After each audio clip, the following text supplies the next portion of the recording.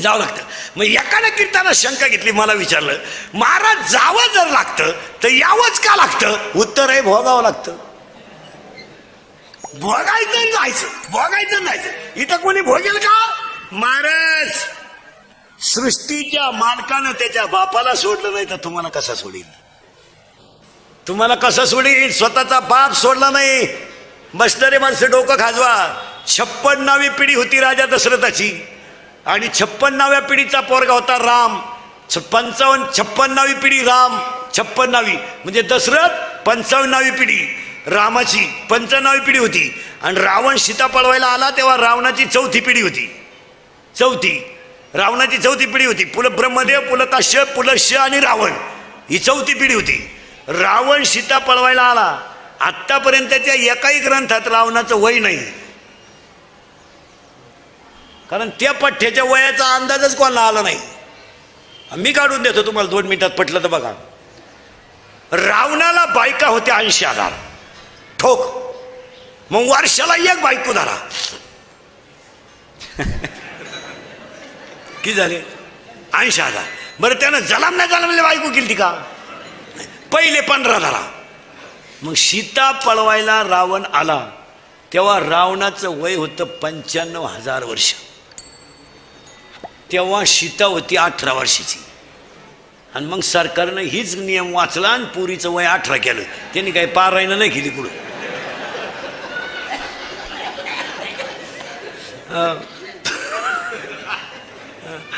ऐका आता, सीता पळवायला रावण आला तेव्हा त्याचं वय होतं 95,000 वर्षे. पण सीता धनुष्य उचलायला राम आला तेव्हा रामाचं वय होतं 25 वर्ष. आणि राम होता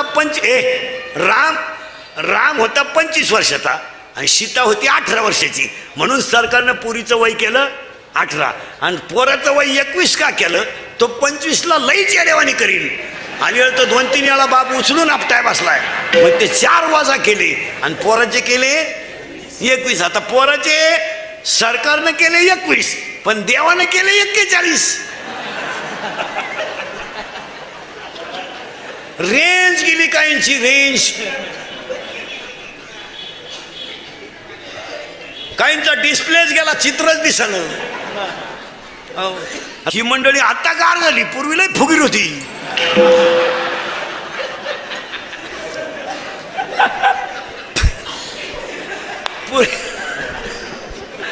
पूर्वी कशी होते माहिती का महाराज? ही मंडळी पूर्वी कशी होती महाराज? एक का होईना माणूस पण मुंबईला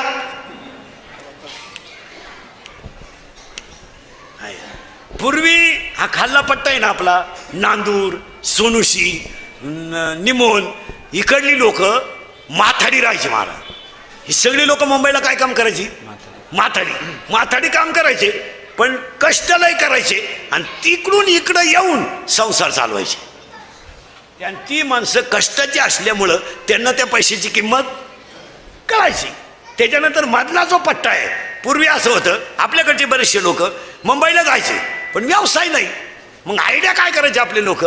पूर्वी भांडे होते, स्टीलचे नव्हते, आणि भांड्याला कलाई लावायचे काम करायचे लोक. आणि ही लोक राहायची कुठं? फुटपाथला राहायची. मग नवी मुंबई आता झाली महाराज. हे 10 वर्ष तेव्हा कायची मुंबई? तेव्हा काय होतं? आपले लोक फुटपाथला झोपायचे आणि ते फिरवायचं, लावायचं, कोळशे करायचे, कलईचे पैसे करून गावात यायचं महाराज. पण इतकी कष्ट, शेती उभी करायची, पोरांच्या शाळा उभ्या करायच्या, लग्न करायचे. आता या पट्ट्यात असं होतं, शेतीला पाणी होतं, शेती चांगली पिकत होती आणि कुणी ना कोणी मुंबईला राहायचं. तेव्हा तुम्हाला लोक बळच पुरी देत होती. बस त्याचा बरं आहे. तेव्हा तुम्ही नाही फुगील, तुम्हाला ते गमेंट. मग तुम्ही तेव्हा पाहुण्याला काय म्हणायचे? तुम्ही कुठं, आम्ही कुठं? हे कसं शक्य आहे? तुमची जमीन आणि आमचा उकिरडा सारखाच. लबाड बोलायचं नाही. आता कशी जिरली? आता बळच पोरीच्या बापाला म्हणतात राम राम. तुम्हाला यंदा नाही भाऊ, तो तिकडं देवाला सोडा, आम्हाला नको. मग पोऱ्याचा बाप म्हणतो टच करणं आपलं काम आहे. तो म्हणला टच नको धक्का नको, तू यंदा नकोस. मग आता त्या पुरीच्या बापानं इंदुरीकरचं कीर्तन ऐकल्यामुळं ते हुशार झालंय. ते आता डायरेक्ट काय म्हणते माहिती का, यंदा नाही. हो बघा, मग आता पुरीचा बाप हुशार झाला, कीर्तन ऐकलं, तो आता डायरेक्ट काय म्हणतो माहिती, मी असा आहे भाऊ मोकळा. सुतळी नाही आपल्या पोराचा बाप म्हणला अख्खा आपलं, तुम्ही काढून नेतो बा, तुम्ही फक्त हा म्हणा. आता पोरीचा बाप त्याच्या पुढे गेला यंदा, हा काय म्हणा, हा काय थोबडवा शितो, हा काय म्हणा. 3-3 लाख घेतलेत गेल्या सीझनला. पुरींच्या बापानं तिकडून पैसे घेतले, इकडं बोर मारला, त्यालाही फुफुटा निघला.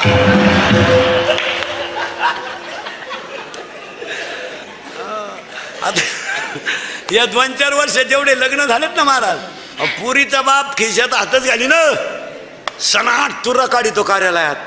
भरपूर जवाब, लय दिसाना नालायक सापडलाय हरा. आणि पोऱ्याचा बाप हातात धोतार धरून, पोरं पाहून वारा रे पोर.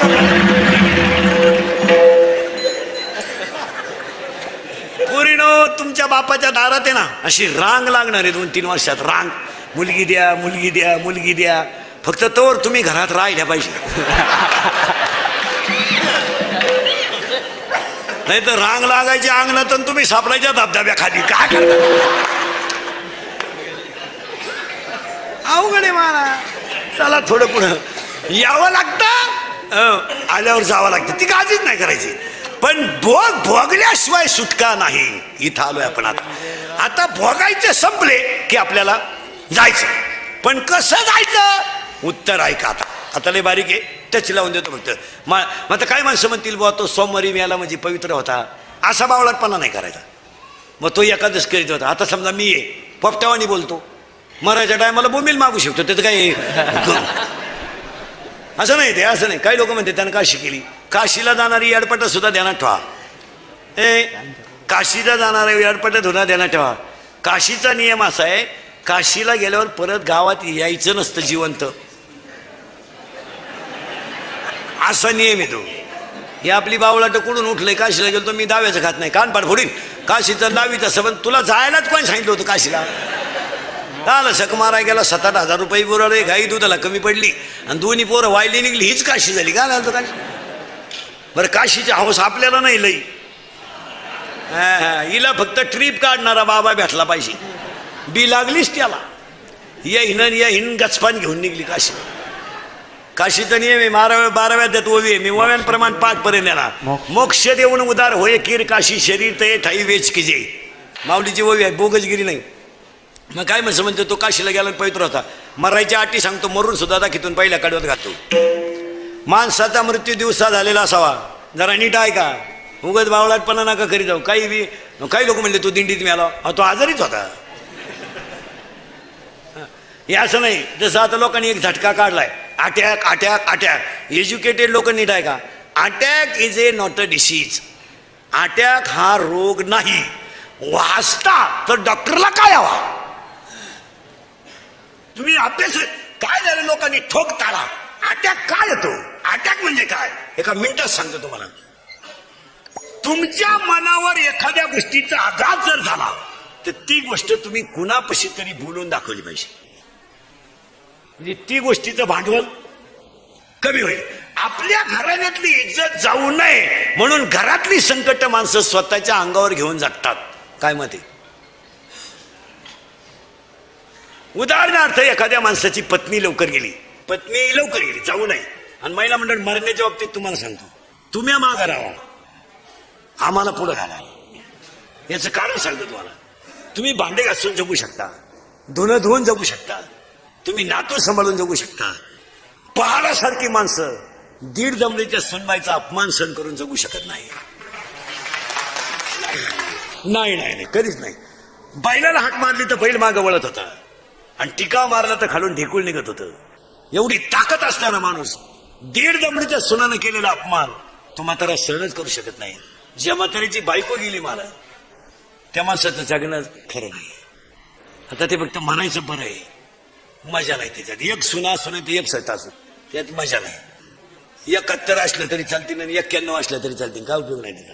महाराज बायको येडी आंधळी कशी असू द्या, पण त्या माणसाला औषध देणारी पाणी देणारी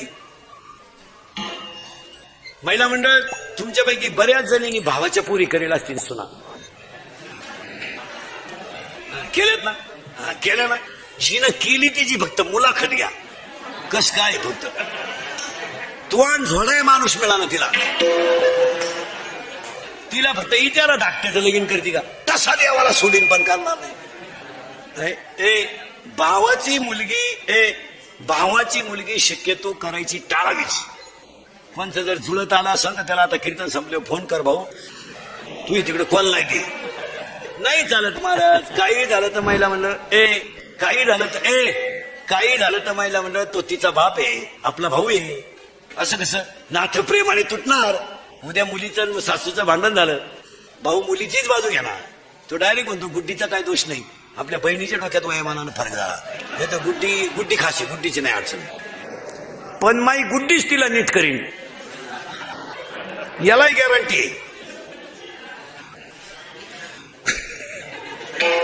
माई गुड्डी साधी नाही. कॉलेजला गेली तर 8-8 दिवस पडून जायची, पण कोणाला थानपत्ता लागून नाही दिला माई गुड्डी.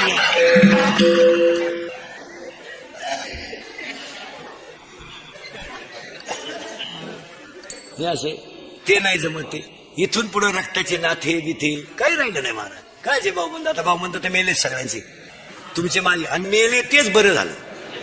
भाऊबंद तर इतके नालायक तुमचे माझे, जिवंतपणी नीट जगून देती नाही, मेल्यावर त्यांच्याशिवाय जाता येत नाही. खांदा मग जुने लोक घरचेच 5 पोरं का होऊन द्यायचे.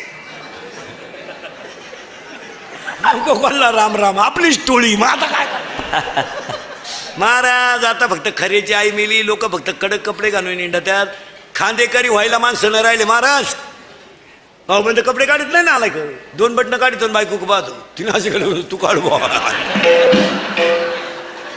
शेवटी महाराज आता प्रेत न्यायला रथ आल्याची पाळी आली. रथ आता प्रेत रथ बनवलाय, वाडा मिळाला, भाऊबंद वारले.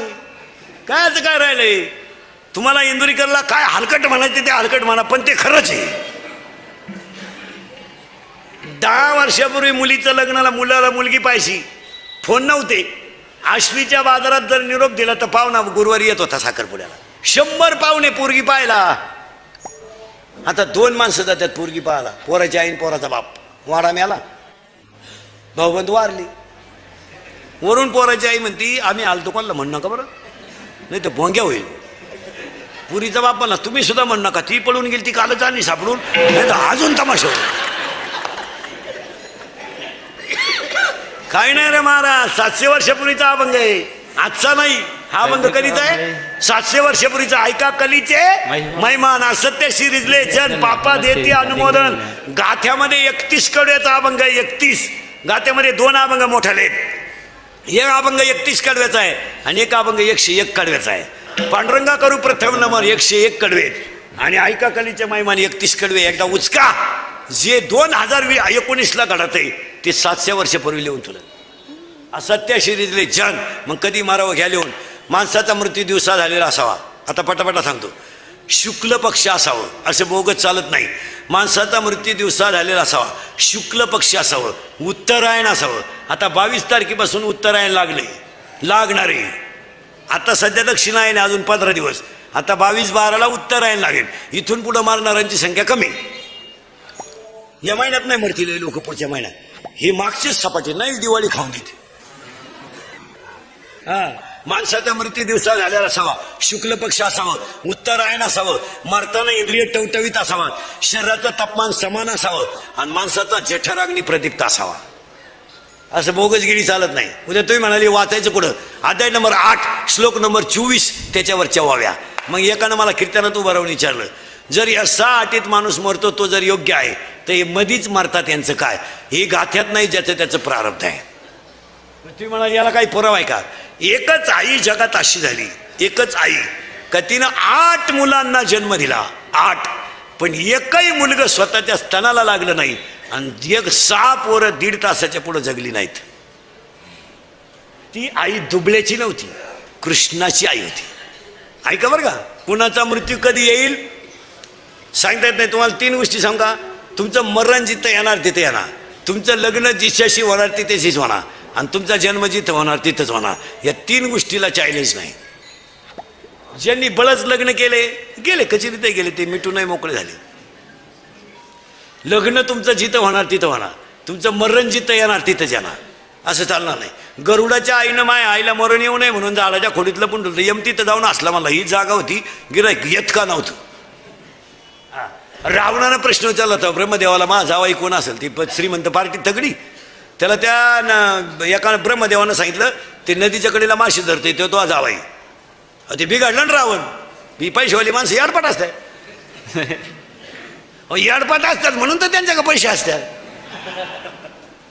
आणि त्यांना लगेच 2-4 कार्यकर्त्यांना सांगितलं बाई क्वार्टरला पैसे घ्या, नळ्या नळ्या खा, गाणं बिणं ऐका, त्याचा गेम करा. यांनी 90 बिन हल्ली गाणे बिणे ऐकले, बाहेरला गेले आणि त्याला धरून याला मारून टाकायला. यांनी त्याच्या पायाचा तोडला अंगठा. पण ही लई प्यायला असल्यामुळे याला सुधारलं नाही मिळालं का काय. याने दिलं पाण्यात टाकून, ती गेलं वाहून. अहो ते वाहून गेलं तर ते आशा नदीच्या कडाला अडकलं झाडाला पहाटी. त्या नगरीचा मेलता राजा, आणि त्या नगरीचा नियम असा होता सकाळी सापडून तो राजा. हे दिवस उठताच दिसलं ना, झालं ना राजा. त्यालाच पोर केली बायको रावणाची.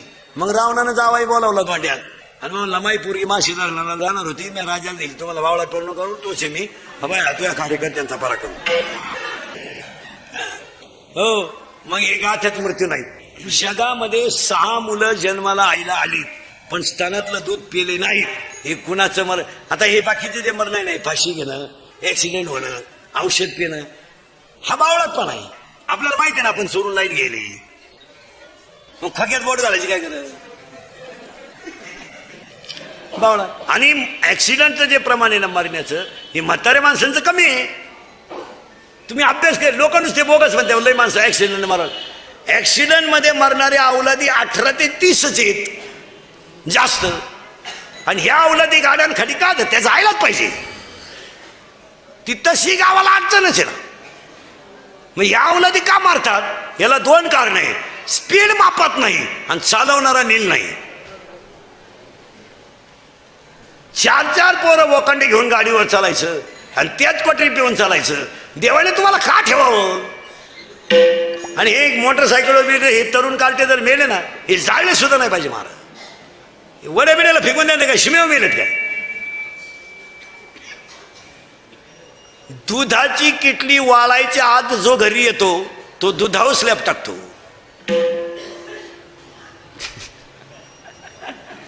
दुधाची किटली वाळायच्या आत जो दूध घालून घरी येतो तो दुधावर स्लॅब टाकतो.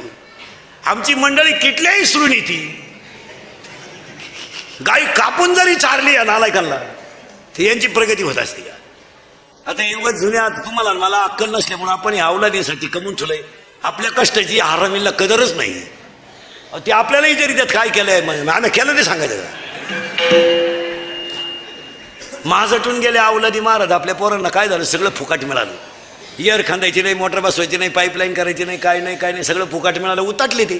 70ची पल्सर, 11वीला जातोय, 12वीला 70ची 10वीला 40 मुलं असले ना बोर्डाला परीक्षेला तर 30 मुलं गाडीवर येतात.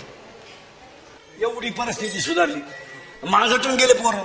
4-4 बोकांडी बसवायचे, 70ची पल्सर, 10चा मोबाईल, 2-2.5 हजारचा पायात बूट, वरून बापानं 100 द्यायचे पेट्रोलला, हिनं 100 द्यायची. ही तर लई खोडीची.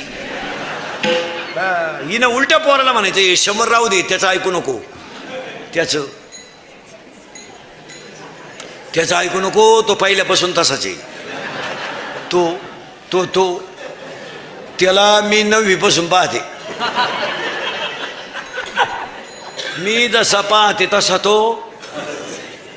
मी म्हणून राहिले, तुका नाही उलातली कुठं, त्यानं दुसरी केली असती.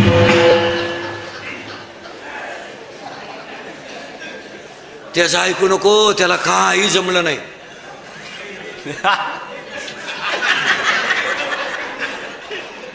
आता त्या अवलादीला 70ची पल्सर, वरून 100 पेट्रोलला, वरून खर्चायला 100, ते काला हरिपाठ करीन. अहो ते माझाटलं. मग आता आपल्या ह्या पट्ट्यातल्या पोरांची संख्या धाब्यांवरची ह्या 2-4 वर्षात सगळ्यात जास्त. जास्त झाली, आपल्या अवलादी माजाटल्या का म्हणून फुकाट. आणि मग ह्या अवलादीने आता आपल्या भागात एक नवीन पद्धत आणली आहे सगळ्या पट्ट्यात, वाढदिवस साजरे करायचे. यांनी मी घरी नाही करायचे, यांना बाप नाही ना, हे वड्याला सापडेल अवलादी. यांचे वाढदिवस आता धाब्यांच्या पुढे डांबरीवर केक ठेवायचा चांगला चौकोनी, त्याच्यावर सामुदायिक मुतायचं सगळ्यांनी एकत्र, संगत चैन खोलायची ते मुतायचं, आणि तो मुतन केक एकत्र करायचा आणि तो एकमेकाच्या तोंडात घालायचा आणि मग म्हणायचं हॅपी बर्थडे टू यू. खरंय का खोटे? खरंय का खोटे?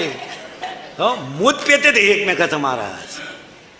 एकाला बंगली बांधतील आणि गाड्या घेतील आणि आईवरून सांगती पप्पू येईल बरं का दरवाजा उघडा ठेवा. पप्प्याची आई अंगणात बसवली पाहिजे पप्प्या येईपर्यंत.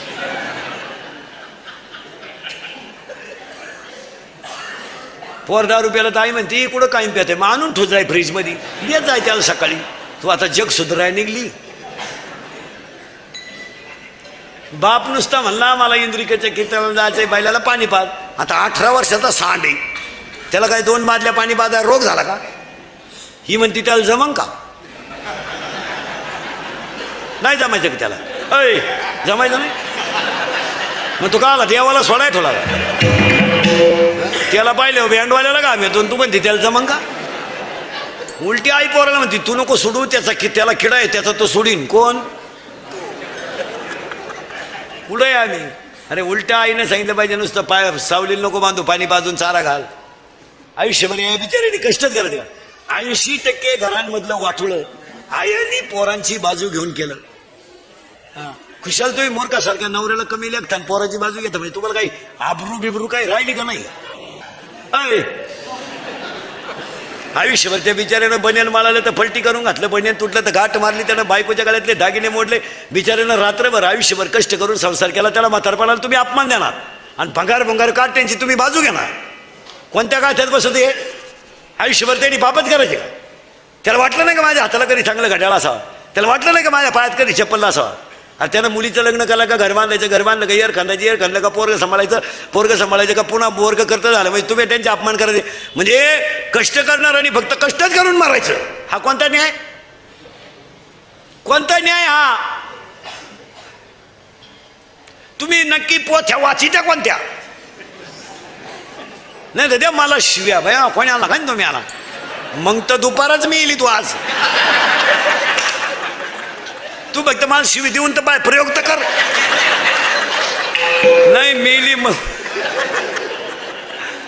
विनोद नाही महाराज, हे तळतळीचं बोल नाही. म्हाताऱ्या माणसाबद्दल थोडासा घरात आदर ठेवला पाहिजे आणि तो बायकोनं ठेवला पाहिजे. पोराला सांगितलं पाहिजे तू त्याला काय त्यांना काही बोलायचं नाही, तुला काय करायचं. परदेशी कांदा गेला 1000 रुपये, 10,000 5,000. बाप नुसता म्हणला बा काय भाव गेला, काय चूक केली ती त्यानं? धावली हो ही. तुम्हाला तर जमलं नाही.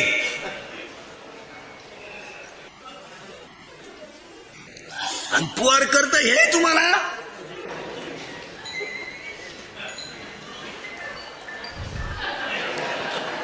मुतलं गुणित पोर.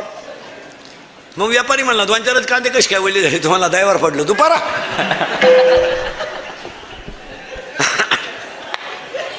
माझं कीर्तन ऐकलं सुधरत नाही 2-4 दिवस माणसाला, काही बधीर होतो तो एकटाच हसतो घरी गेलो नाही तरी संसार जाईल.